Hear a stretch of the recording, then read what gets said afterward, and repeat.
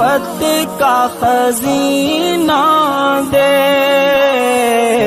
سیلاب معاصی میں طاعت کا سفینہ دے، ہستی کے اندھیروں کو انوار مدینہ دے،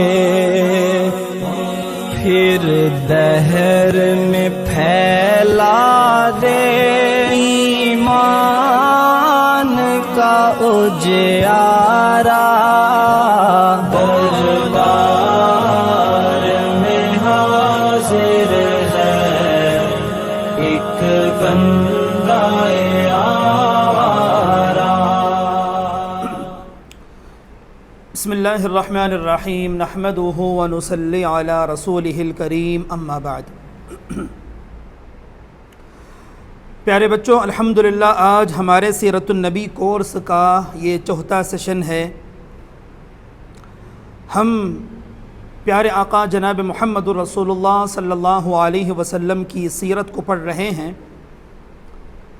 اور میں سمجھتا ہوں کہ گزشتہ کل کے سیشن میں جو باتیں میں نے آپ سے بیان کی تھیں اور اس سیشن میں جو باتیں یاد رکھنے کی تھی، یقیناً آپ نے اسے یاد رکھ لیا ہوگا، لیکن گزشتہ سیشن کو میں مختصر 2-3 منٹ میں ریکیپ کر کے اس سلسلے کو آگے بڑھانا چاہتا ہوں۔ پیارے بچوں، جیسا کہ میں نے گزشتہ کل بتایا کہ پیارے آقا جناب محمد رسول اللہ صلی اللہ علیہ وسلم کی پیدائش مشہور قول کے مطابق 12 ربیع الاول پیر کے دن مکۃ المکرمہ میں صبح صادق کے وقت میں ہوئی ہے۔ پیارے آقا جناب محمد رسول اللہ صلی اللہ علیہ وسلم کی پیدائش سے پہلے آپ کے والد ابو جان حضرت عبداللہ انتقال فرما گئے تھے۔ جب پیارے آقا کی پیدائش ہوئی تو آپ کے دادا عبد المطلب نے آپ کو گود میں لیا، خانہ کعبہ کے پاس لے گئے اور آپ کا نام محمد رکھا، اور والدہ آمنہ نے آپ کا نام احمد رکھا۔ پیارے آقا کی پیدائش کے بعد میں والدہ آمنہ نے 2-4 دن تک آپ کو دودھ پلایا۔ اس کے بعد میں ابو لہب کی باندی سویبہ نے کچھ دنوں تک آپ کو دودھ پلایا۔ پھر کچھ دنوں کے بعد میں عرب کے دستور کے مطابق قبیلہ بنو سعد کی ایک نیک خاتون حضرت حلیمہ سعدیہ وہ پرورش کے غرض سے آپ کو اپنے قبیلے میں لے گئیں، اور پیارے آقا جناب محمد رسول اللہ صلی اللہ علیہ وسلم تقریباً 4 برس تک حضرت حلیمہ سعدیہ کے پاس پرورش پاتے رہے۔ 4 سالوں کے بعد میں حلیمہ سعدیہ آپ کو واپس مکہ لائیں، والدہ آمنہ کے سپرد کیا، اور اس کے بعد میں جب پیارے آقا جناب محمد رسول اللہ صلی اللہ علیہ وسلم کی عمر مبارک جب 6 برس کی ہوئی تو آپ کی پیاری والدہ حضرت آمنہ وہ اللہ کو پیاری ہو گئیں۔ حضرت آمنہ کے انتقال کے بعد میں آپ کے دادا عبد المطلب نے آپ کو گود میں لیا، وہ آپ کی پرورش کرتے رہے۔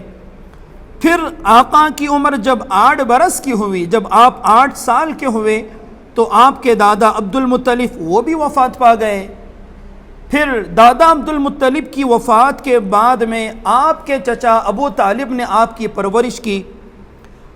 پیارے بچوں، میں نے آپ کو بتایا تھا کہ ابو طالب یہ حضرت علی کے والد ہیں، اور ابو طالب پیارے آقا جناب محمد رسول اللہ صلی اللہ علیہ وسلم سے بے حد محبت کیا کرتے تھے، یہاں تک کہ اپنے بچوں سے زیادہ پیارے آقا سے محبت کرتے تھے۔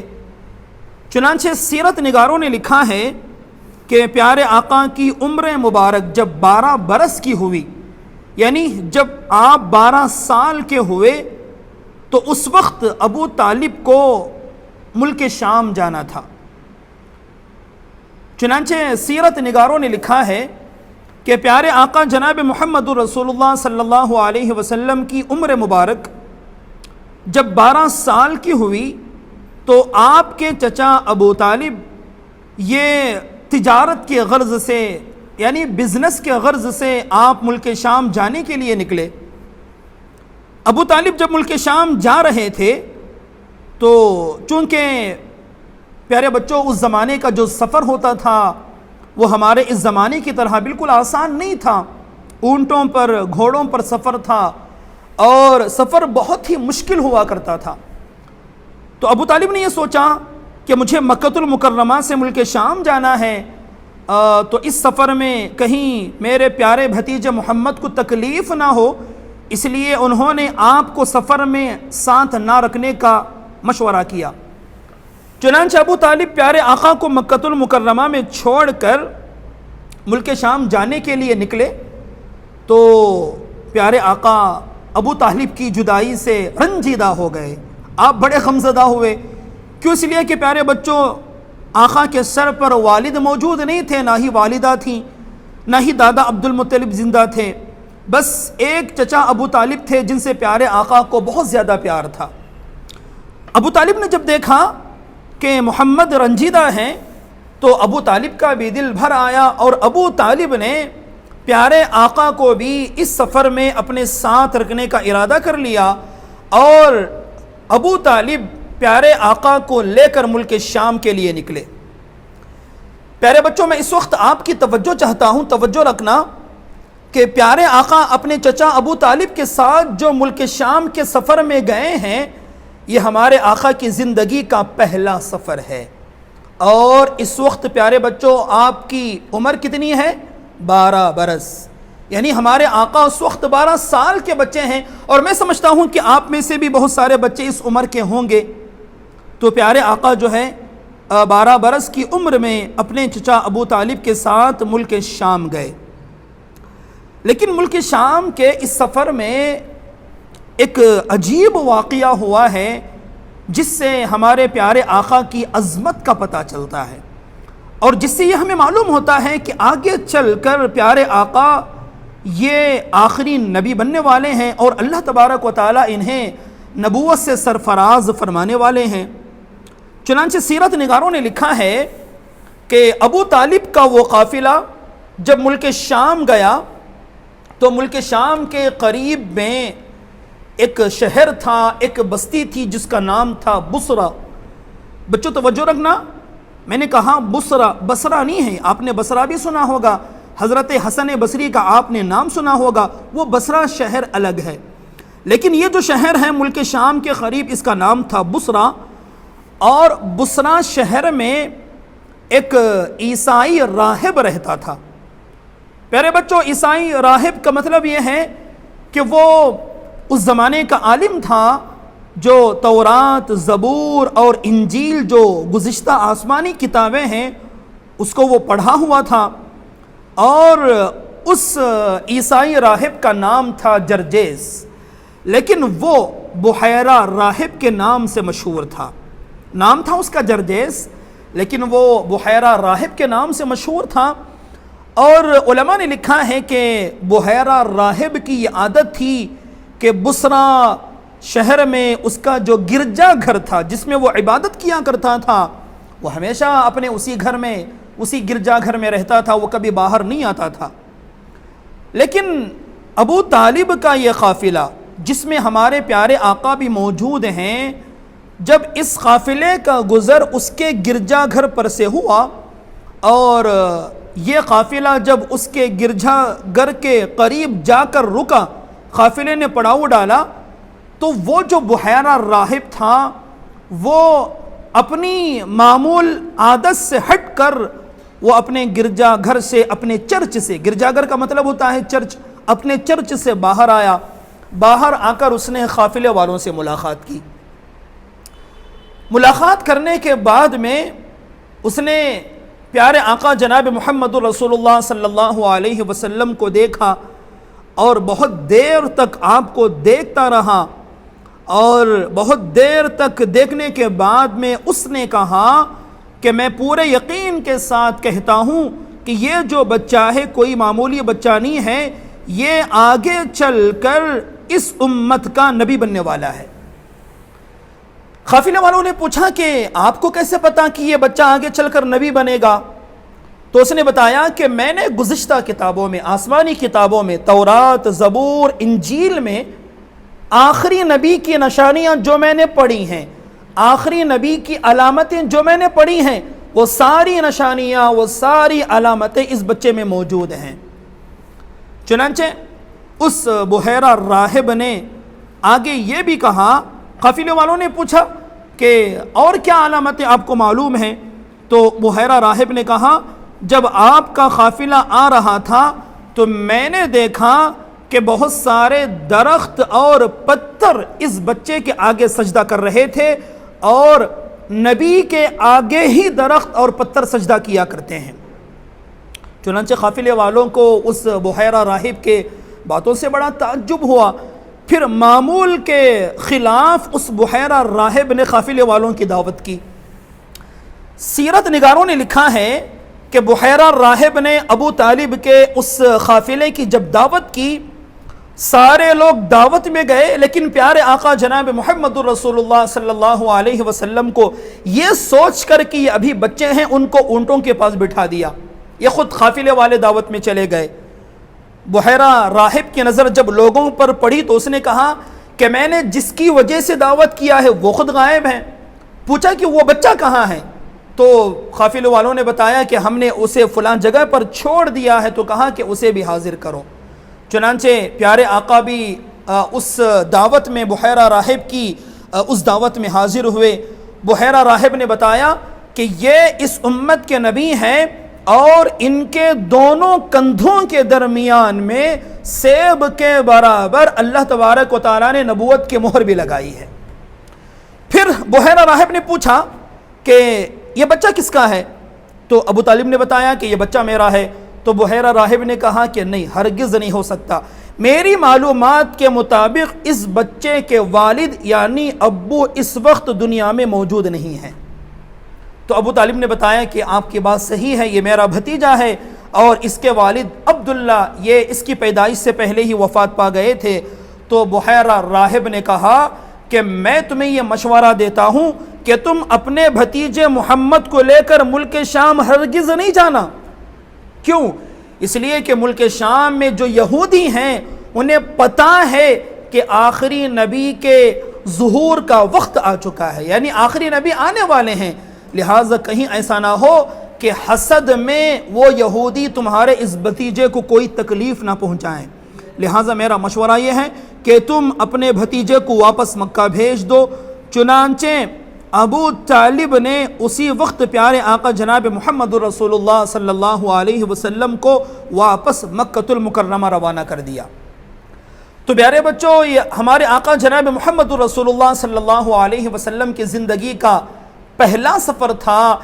اس سفر میں جو کچھ واقعات ہوئے ہیں اس سے ہمیں پتہ چلتا ہے کہ پیارے آقا جناب محمد رسول اللہ صلی اللہ علیہ وسلم آگے چل کر اس امت کے نبی بننے والے تھے۔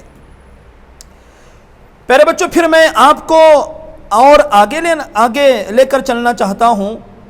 علماء نے، سیرت نگاروں نے لکھا ہے کہ پیارے آقا اپنے چچا ابو طالب کے پاس رہے، اور اس زمانے میں پیارے آقا جو ہے وہ اپنے چچا ابو طالب کی خوب مدد کیا کرتے تھے، یعنی وہ بکریاں چراتے تھے، اور جو کچھ اس کے ذریعے سے آپ کو ملتا تھا، جو کچھ رقم آپ کو ملتی تھی وہ آپ اپنے چچا کو دے دیا کرتے تھے۔ پھر آگے چل کر ہمارے آقا جناب محمد رسول اللہ صلی اللہ علیہ وسلم کی عمر مبارک جب 15 برس کی ہوئی تو 15 برس کی عمر میں آپ نے عرب کی ایک مشہور جنگ ہے جو غالباً قبیلہ قریش اور قبیلہ قیس یا کنانہ کے درمیان میں ہوئی ہے۔ علماء نے لکھا ہے کہ ہمارے آقا کی عمر مبارک جب 15 سال کی ہوئی تو اس وقت عرب میں ایک مشہور جنگ ہوئی جس جنگ کا نام تھا جنگ فجار، حرب فجار۔ پیارے بچوں، آپ کو یہ نام یاد رکھنا ہے، اس جنگ کا نام ہے جنگ فجار، آپ کہہ لیں، حرب فجار کہیں، حرب کے معنی آتے ہیں عربی زبان میں جنگ کے۔ تو 15 سال کی عمر میں پیارے آقا کا جو قبیلہ تھا یعنی قبیلہ قریش اور ایک دوسرے قبیلے کے درمیان جنگ ہوئی، تو پیارے آقا نے بھی اس جنگ میں شرکت کی، لیکن آپ نے قتال نہیں کیا، یعنی آپ نے جنگ میں شرکت تو کی لیکن آپ نے نہ ہی کسی کو قتل کیا اور نہ ہی آپ نے کسی پر ہاتھ اٹھایا۔ جو کچھ تیر دشمنوں کی طرف سے آتے تھے بس وہ تیر اٹھا کر پیارے آقا اپنے چچا کو دے دیا کرتے تھے۔ اسی طرح پیارے آقا کی زندگی گزرتی رہی۔ اب پیارے آقا کا بچپن ختم ہو کر اب پیارے آقا یہ جوانی کے زمانے میں قدم رکھنے والے تھے۔ پیارے بچوں، ذرا ہم یہاں پر رک کر ہمارے آقا کے بچپن پر جو آپ کا جو بچپنا ہے اس پر ہم ایک نظر ڈالتے ہیں، اس لیے کہ آپ میں سے بھی بہت سارے بچے ایسے ہیں جن کی عمر اس وقت 8 برس کی ہے، 10 برس کی ہے، کوئی 12 یا 15 برس کا ہے۔ پیارے بچوں، ہمارے آقا کا جو بچپن تھا وہ بہت ہی مثالی بچپن تھا۔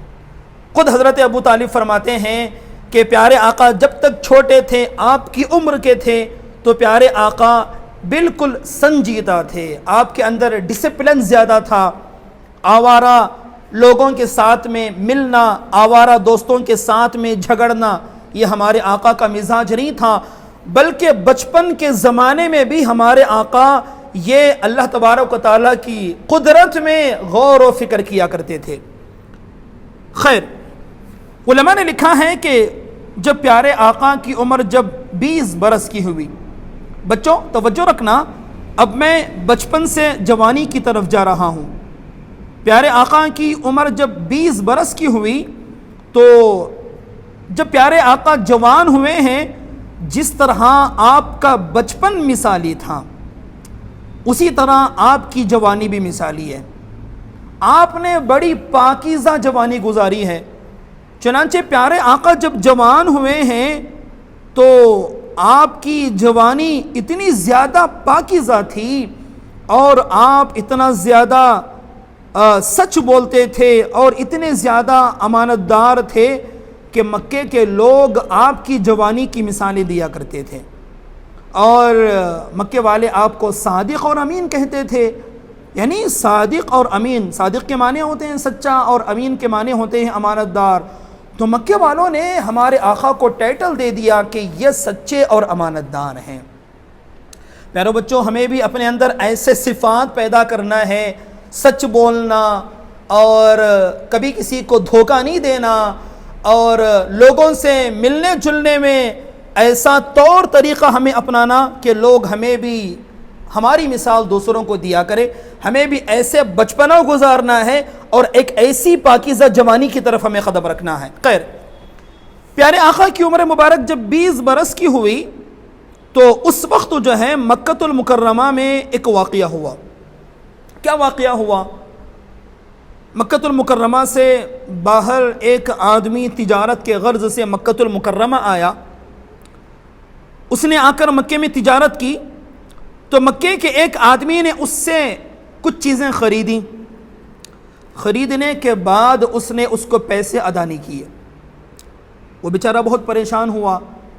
بچوں، میں نے آپ کو پہلے بھی بتایا تھا کہ پیارے آقا مکۃ المکرمہ کے جس ماحول میں پیدا ہوئے اور جہاں آپ کا بچپنا گزر رہا تھا اور جس ماحول میں آپ جوان ہوئے ہیں، وہ مکۃ المکرمہ کا ماحول نہایت گندا تھا۔ لوگ جھوٹ بولتے تھے، شراب پیتے تھے، بدکاری کرتے تھے، اور بیٹیوں کی پیدائش کو اپنے لیے باعث شرم سمجھتے تھے اور اپنی معصوم بچیوں کو زندہ دفن کرتے تھے، اور ظالم تھے۔ لوگوں سے معاملہ کرنا، ان کا مال ہڑپ لینا ان کی عادت تھی، اور معمولی بات پر جھگڑنا اور لمبے زمانے تک جھگڑا کرتے رہنا ان کی عادت تھی۔ ایسے گندے ماحول میں پیارے آقا نے آنکھیں کھولی ہیں اور آپ ایسے ماحول میں رہ رہے تھے۔ تو مکے سے باہر کا ایک آدمی مکہ آیا، اس نے کچھ چیزیں بیچیں اور مکے کے ایک آدمی نے اس سے لین دین کیا، لیکن اس نے بدلے میں پیسے نہیں دیے، تو وہ آدمی بہت پریشان ہوا۔ اس نے مکے میں گھوم پھر کر بہت سارے لوگوں کو بتایا کہ فلاں آدمی نے مجھ سے مال خریدا ہے لیکن میرے وہ پیسے دینے کے لیے تیار نہیں۔ کوئی اس کی بات سننے کے لیے تیار نہیں تھا۔ لیکن اس زمانے میں بھی ایک آدمی تھا جس کا نام تھا عبداللہ ابن جدعان۔ پیارے بچوں، آپ کو یہ نام یاد رکھنا ہے، عبداللہ ابن جدعان۔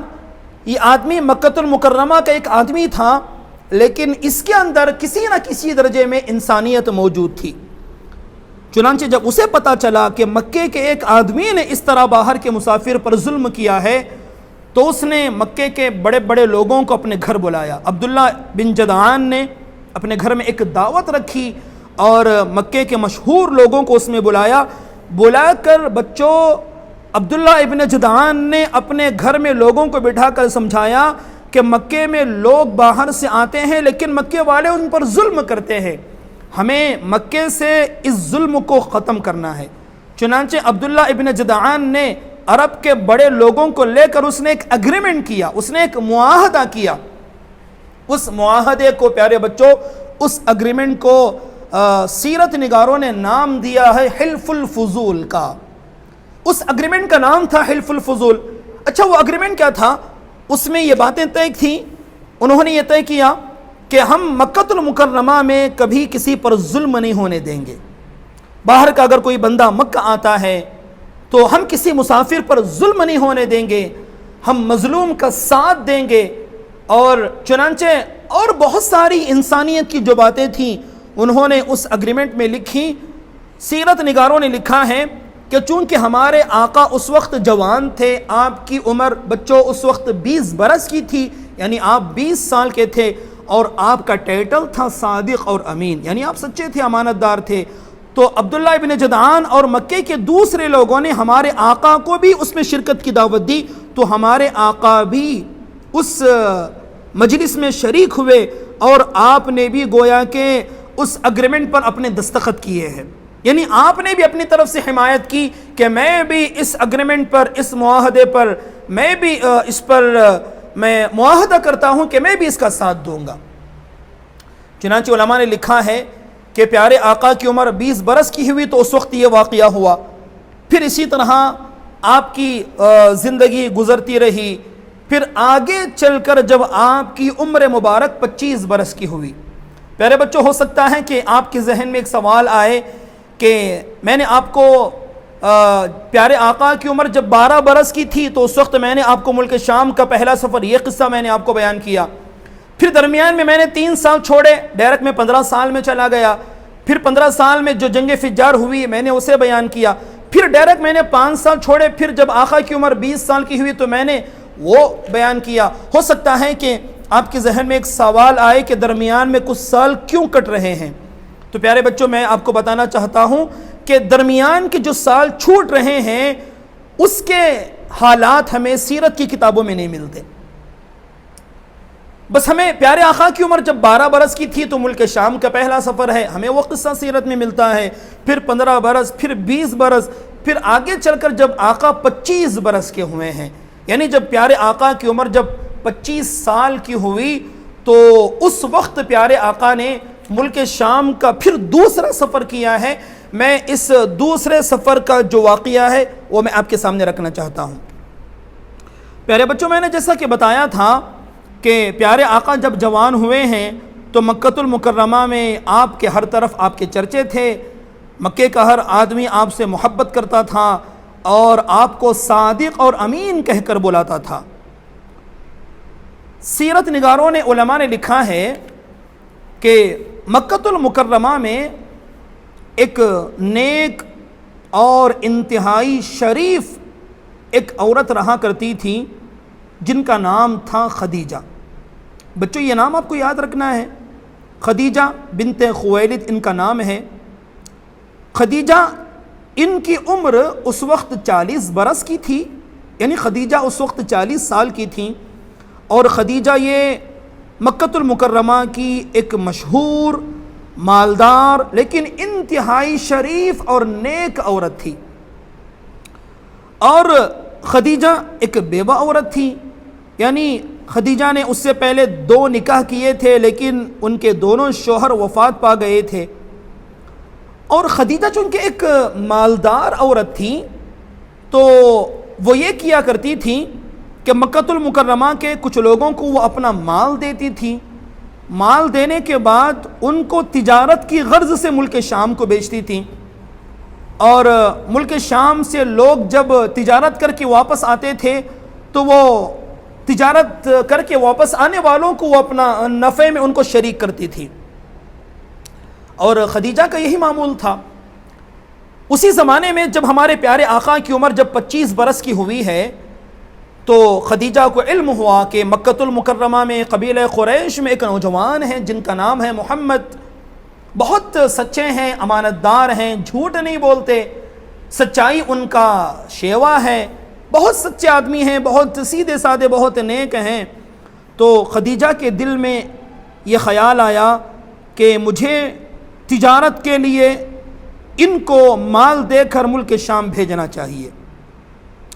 چنانچہ خدیجہ نے پیارے آقا کو بلا کر کہا کہ یہ میرا تجارت کا مال ہے، آپ اسے لے کر ملک شام جائیں اور میرے مال سے تجارت کریں، جو کچھ نفع ہوگا اس نفع میں آپ کو شریک کروں گی اور میں آپ کو اس کی اجرت دوں گی۔ پیارے بچوں، میں نے پہلے بھی آپ کو بتایا تھا کہ پیارے آقا یہ کبھی بکریاں چرایا کرتے تھے اور کبھی تجارت کرتے تھے، اور جو کچھ اس سے ملتا تھا وہ اپنے چچا ابو طالب کو دے دیا کرتے تھے۔ چنانچہ پیارے آقا نے اسے منظور کر لیا اور خدیجہ کا تجارت کا مال لے کر پیارے آقا پھر دوبارہ ملک شام کی طرف نکلے۔ لیکن بچوں یاد رکھنا، سیرت نگاروں نے لکھا ہے کہ خدیجہ نے تجارت کا مال جب پیارے آقا کو دے کر ملک شام بھیجنے کا ارادہ کیا تو خدیجہ کا ایک غلام تھا جن کا نام تھا میسرہ۔ بچوں یہ نام بھی آپ کو یاد رکھنا ہے، یہ جو میسرہ ہیں یہ خدیجہ کے غلام ہیں۔ چنانچہ خدیجہ نے کہا کہ آپ میرا تجارت کا مال لے کر ملک شام جائیں، لیکن آپ کے اس سفر میں میرا غلام میسرہ وہ بھی آپ کے ساتھ رہے گا۔ پیارے آقا نے اسے منظور کر لیا اور پیارے آقا خدیجہ کا مال تجارت لے کر اور ان کے غلام میسرہ کو ساتھ لے کر ملک شام کی طرف گئے۔ پیارے بچوں، آپ کو یاد ہے کہ میں نے بتایا تھا کہ ہمارے آقا کی عمر جب 12 برس کی ہوئی تھی تب بھی پیارے آقا نے ملک شام کا سفر کیا تھا، اور وہ سفر بھی تجارت کے ہی لیے تھا، لیکن اس سفر میں پیارے آقا کے چچا ابو طالب ساتھ تھے اور پیارے آقا کی زندگی کا وہ پہلا سفر تھا۔ پھر دوبارہ جب آپ کی عمر 25 برس کی ہوئی ہے تو پیارے آقا دوبارہ ملک شام کے لیے نکلے ہیں، اور آپ کا یہ سفر بھی تجارت کے لیے ہے، لیکن اس سفر میں ابو طالب ساتھ نہیں ہیں بلکہ خدیجہ کا جو غلام میسرہ ہے وہ ساتھ ہے، اور یہ پیارے آقا کی زندگی کا دوسرا سفر ہے۔ خیر، پیارے آقا جب تجارت کا مال لے کر ملک شام گئے، جا کر پیارے آقا نے وہاں تجارت کی۔ چونکہ آپ سچے تھے، امانت دار تھے، تجارت میں آپ کبھی جھوٹ نہیں بولتے تھے، بالکل صحیح معاملہ کرتے تھے، کسٹمر کو کبھی آپ دھوکہ نہیں دیتے تھے، تو اس سفر میں، اس تجارت میں اللہ تبارک و تعالیٰ نے آپ کو بہت کامیابی دی۔ دوسرے تاجروں سے زیادہ آپ نے کمایا، دوسرے تاجروں سے زیادہ آپ کو نفع ہوا۔ بچوں یاد رکھنا، ہمیشہ سچ بولنا، سچ اللہ تبارک و تعالیٰ کو بہت پسند ہے۔ جتنا زیادہ ہم سچ بولیں گے اتنا زیادہ ہماری زندگیوں میں خوشیاں آئیں گی۔ بچوں ہو سکتا ہے آپ میں سے پتہ نہیں آگے چل کر کون بڑا تاجر بننے والا ہے، کون بزنس مین بننے والا ہے۔ میری یہ نصیحت یاد رکھنا، آپ جتنے بڑے تاجر بن جائیں، جتنے بڑے بزنس مین بن جائیں، کبھی جھوٹ نہیں بولنا، تجارت میں سچائی کو ہمیشہ ساتھ رکھنا، اور میری نصیحت یاد رکھنا، اللہ تبارک و تعالیٰ آپ کو بہت ترقی دیں گے انشاءاللہ۔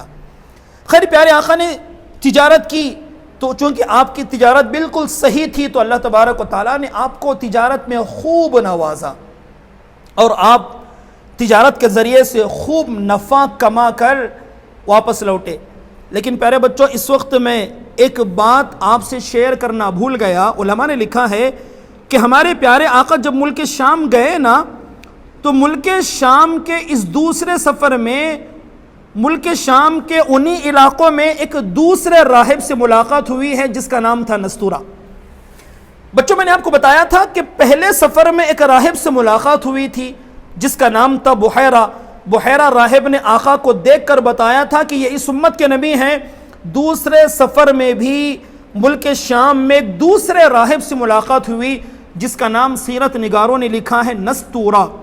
نستورہ راہب کی نظر جب ہمارے آقا پر پڑھی تو اس نے بھی کہا کہ میں نے گزشتہ جو آسمانی کتابوں میں نے جو کچھ پڑھا ہے، آخری نبی کی جو میں نے نشانیاں میں نے پڑھی ہیں، جو علامتیں میں نے پڑھی ہیں، وہ ساری علامتیں آپ کے اندر موجود ہیں اور آپ اس امت کے نبی اور رحمت للعالمین ہیں۔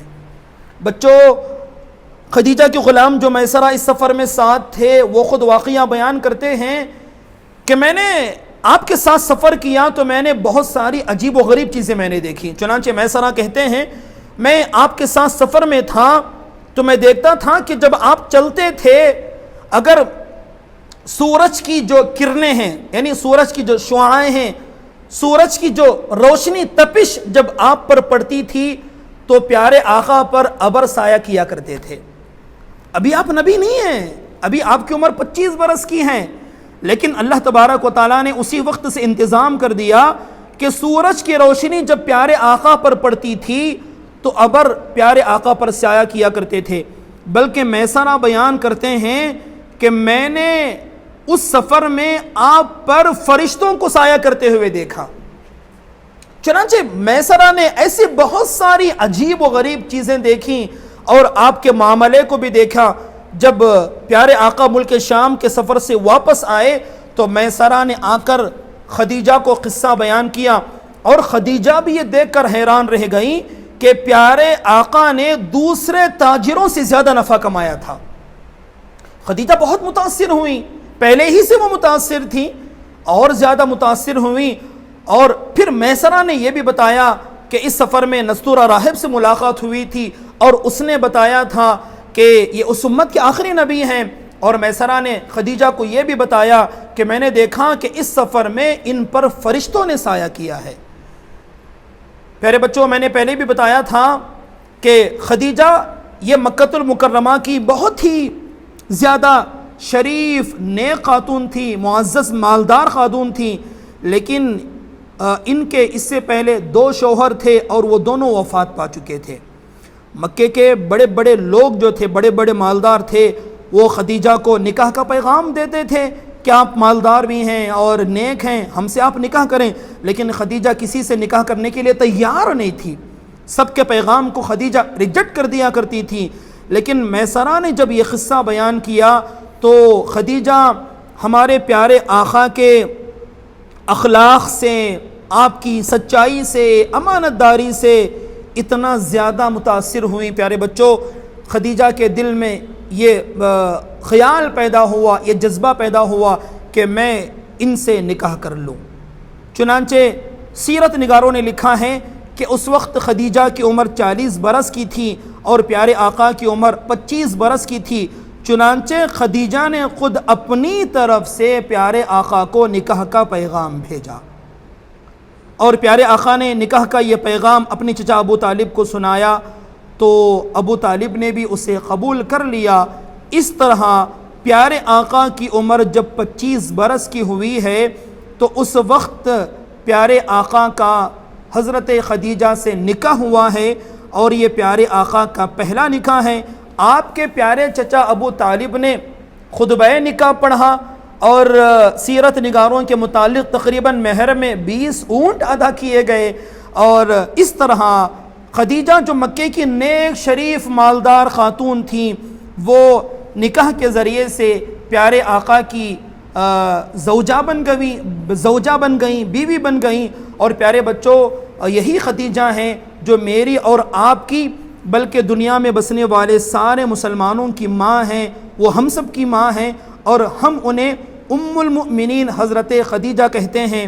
اور اسی خدیجہ سے اللہ تبارک و تعالیٰ نے پیارے آقا کو 6 بچے بھی عنایت فرمائے۔ وہ 6 بچے کون کون ہیں، ان کے کیا کیا نام ہیں، ان کی تفصیلات انشاءاللہ میں کل آپ کے سامنے رکھوں گا۔ لیکن پیارے بچوں، میری آپ سے یہی درخواست ہے کہ آج کے سیشن میں جن باتیں جو باتیں آپ نے سنی ہیں، آپ ان باتوں کو دوبارہ آپ اسے ریوائز کریں، ایک دوسرے سے ڈسکس کریں، اپنے بھائیوں کو سنائیں، بہنوں کو سنائیں، بلکہ آپ اپنے امی ابو کو بھی یہ باتیں سنائیں۔ جتنا زیادہ آپ ڈسکس کریں گے پیارے آقا کی سیرت، اتنا زیادہ آپ کو یاد رہے گی۔ بس اللہ تبارک و تعالیٰ سے دعا ہے کہ اللہ تبارک و تعالیٰ پیارے آقا کی سیرت کو پڑھنے سمجھنے اور آقا کی سیرت کو پوری زندگی میں پھیلانے کی ہمیں توفیق عطا فرمائے. آمین. وآخر دعوانا ان الحمد للہ رب العالمین.